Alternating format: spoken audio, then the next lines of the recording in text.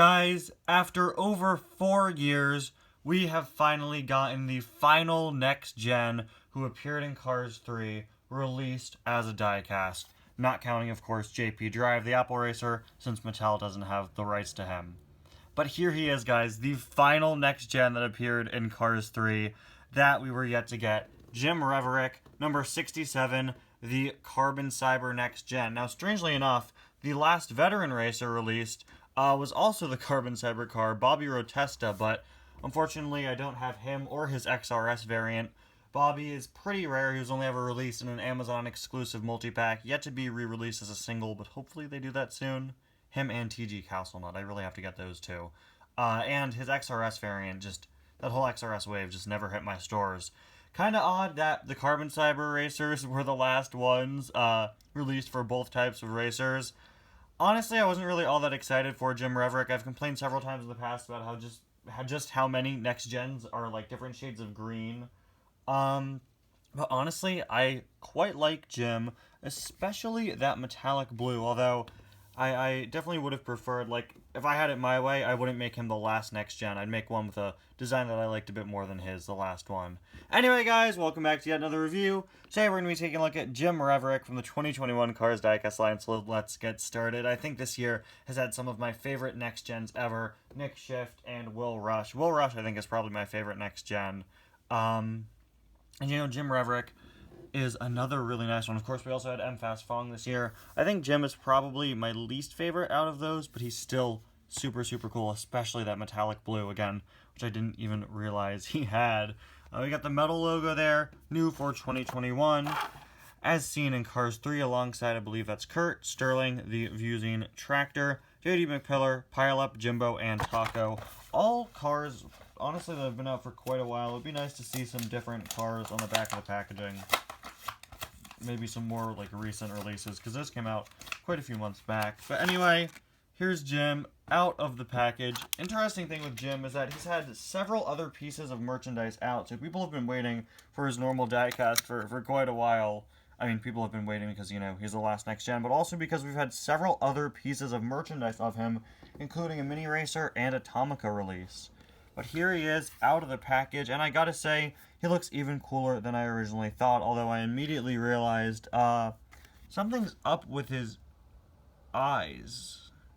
It seems they're like the white of his eyes are like a bit yellowed. Is that just me? I hope it's just my copy of him, but yeah, the white of the eyes definitely isn't as bright as it usually is on other cars, which is certainly unfortunate.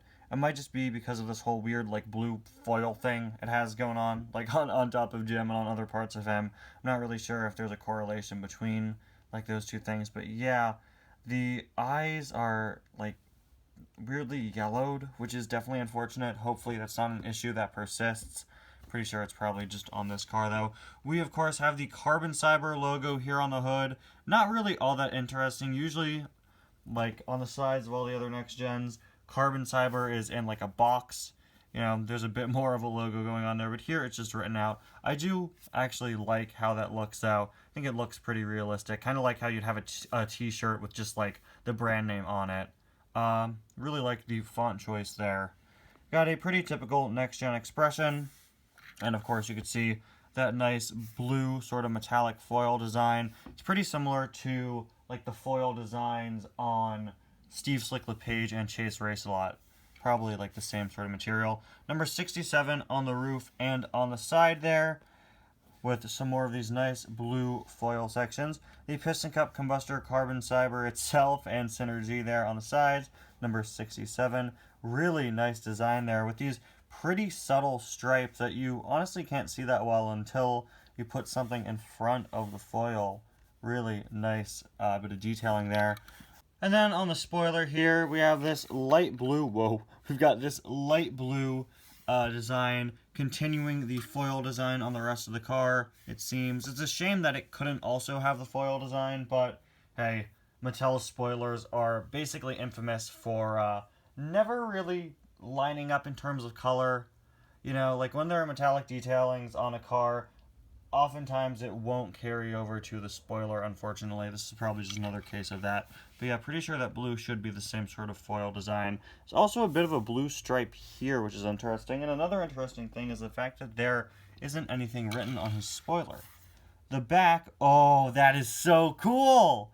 Got the number 67, only half of it has the sort of the foil design with more of those really cool stripes. And does that mean that this side is actually different from this side? I don't think it really is, but you can see that there is a bit of a blue stripe over here, probably supposed to be this, like being carried onto the spoiler. Not too sure about that though. It might just be like a little design quirk there.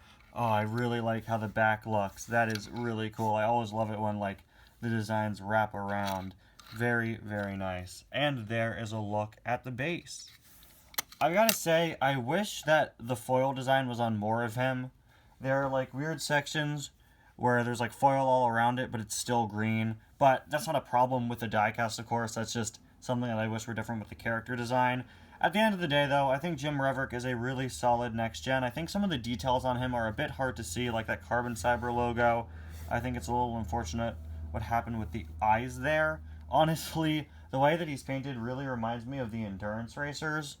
He's just got some really interesting different design choices. But at the end of the day, I think he's a really cool looking diecast. I'm so glad to finally complete my next gen collection after 4 years.